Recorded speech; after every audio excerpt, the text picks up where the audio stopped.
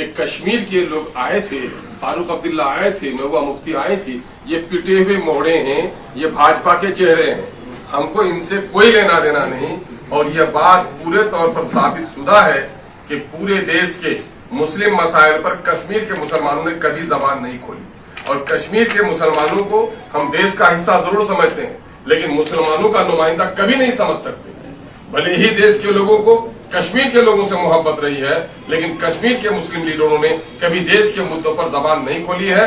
और देश के इस बड़े हिस्से में, यूपी में, बिहार में, आसाम में, वेस्ट बंगाल में, महाराष्ट्र में, जहां मुसलमानों की अच्छी खासी नुमाइंदगी है, किसी भी मुस्लिम लीडर को न बुलाया जाना, किसी भी मुस्लिम पार्टी को जगह न देना, मैं समझता हूं कि ये गठबंधन की चूक नहीं है, दानिशता तौर पर मुसलमानों को नजरअंदाज करने की साजिश है।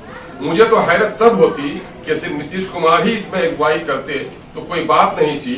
नीतीश जी का रिश्ता बीजेपी से मधुर रहा है, उनका रिश्ता बीजेपी से आज भी है, मोदी से उनको बैर है।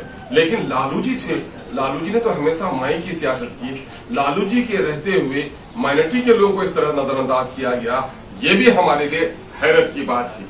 हम चाहते हैं कि बीजेपी को हटाने के लिए एक लार्जर अलायंस बने, लेकिन एक ऐसा अलायंस जिसमें माइनॉरिटीज को, दलितों को नजरअंदाज कर दिया जाए, मैं समझता हूं कि देश की जनता को स्वीकार नहीं होगा। फिर इससे तो यही जाहिर होता है कि स्वार्थियों की जमात हो सकती है, देश के आम जनों के हित में लड़ने वाला कोई समूह नहीं हो सकता है। इस बात पर मुझे हैरत भी है, ताज्जुब भी है, और एमआईएम इजहार अफसोस भी करता है। यही वजह है कि हम लोगों ने बड़े दर्दमंदी के साथ कहा है कि मुमकिन है ये गठबंधन बने। शायद अगर इस तरह लोगों को नजरअंदाज किया तो फिर दूसरा गठबंधन बनाना मजबूरी भी होगी। और आज यही वजह है कि पूरे बिहार से अकलियत और दलितों की आवाज उठ रही है कि एमआईएम किशनगंज में आगामी इलेक्शन लड़ने का फैसला कर चुकी है। बिहार के दूसरे हिस्से में भी एमआईएम अपना उम्मीदवार उतारेगी पार्लियामेंट के इलेक्शन में।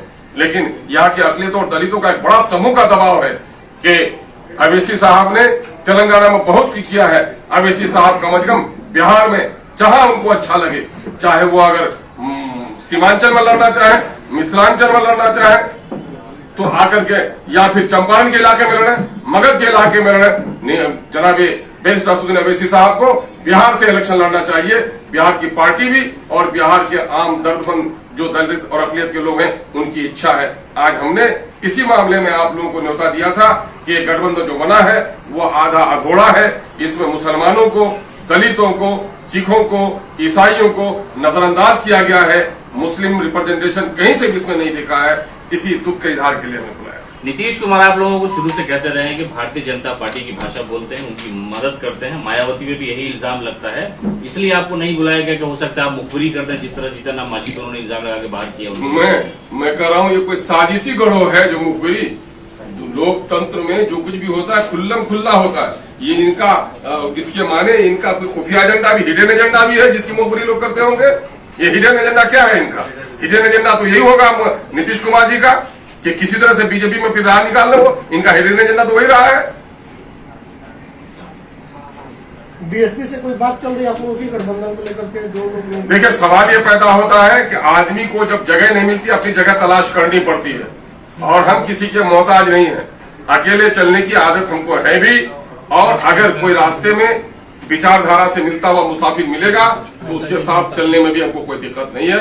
और हमारे नेता इस मामले में प्रयास कर रहे हैं, और पहले भी हम लोगों ने किया भी है, गठबंधन किया भी है ना? और अभी वो गठबंधन पूरे तौर पर टूटा भी नहीं है, हमारे साथ है कुछ समझ। आपने कहा कि अलग गठबंधन बनाने की जरूरत है, तो उसमें कौन कौन से दल होंगे? मैं कह रहा हूं कि मेरा तो पहले से भी ग्रैंड अलायंस बना हुआ है। मामला ये है कि वो हमारे कुछ घटक लोग हैं, कुछ खिसक गए हैं। हम अगर जरूरत पड़ी तो हम उसको फिर असरेनो उसको हरकत में लेकर आएंगे। लेकिन ये जो बना हुआ है, क्या इससे आप सहमत हैं कि ये पूरे तौर पर पूर्ण हो गया? आप देख रहे हैं देश की बड़ी बड़ी 3 रियासतों में जहां आप देखेंगे कि आंध्र प्रदेश की नुमाइंदगी नहीं हो सकी, नहीं आ सके, वो रेडी नहीं आ सके। आप देखेंगे टीआरएस नहीं इसमें आए। आप नहीं देखेंगे कि उड़ीसा की नुमाइंदगी इसमें हो सकी। तो ये देखेंगे कि ये अभी आधा अधूरा है। और मैं समझता हूं कि देश में कोई भी गठबंधन ऐसा बनता हो जिसमें माइनॉरिटी को, दलितों को उसकी वाजिब हकदारी नहीं अगर दिया जाए, तो मैं समझता हूं कि वो गठबंधन नामुकम्मल है। अगर अभी भी आप लोगों को बुलाया जाए दावत में तो आप लोग शामिल होइएगा उसमें? भाई अभी बुलाया जाएगा, जब वो मौसम बदलता है तो मिजाज बदलता है। हम ऐसे लालची करो नहीं है कि उनके लिए मुंह उठाए हुए हैं। हमें देश के जनता की हित है कि एक लार्जर अलायंस होना चाहिए, मतलब परस्तों का, मुफाद परस्तों का, नीच स्वार्थियों का नहीं, देश की जनता के लिए बलिदान देने वालों का एक समूह जमा होना चाहिए। अगर विचारधारा मिलेगा, बात बैठकर होगी तो बात आगे बढ़ सकती है। आपके कहने से ये सर्टिफिकेट मिल जाएगा उनको। हर एक इसके माने ये है कि 75 सालों के दरमियान में भी, दलितों के दरमियान में अपनी लीडरशिप और अपने मुद्दों पर बात करने की सलाहियत पैदा नहीं हुई। ये तो हैरत की बात है। क्या दलित समाज आज भी इतना दबा हुआ है कि उसके दर्द की आवाज भी दूसरा बयान करेगा? आपने ही अभी कहा कि राहुल यादव MI की राजनीति बोल रहे हैं। नहीं करते रहे हैं, वो करते रहे हैं। और उसने अपने कार्यकाल में जब MI की वकालत करते रहे थे तो मुस्लिम चेहरों को भी सामने उसने रखा।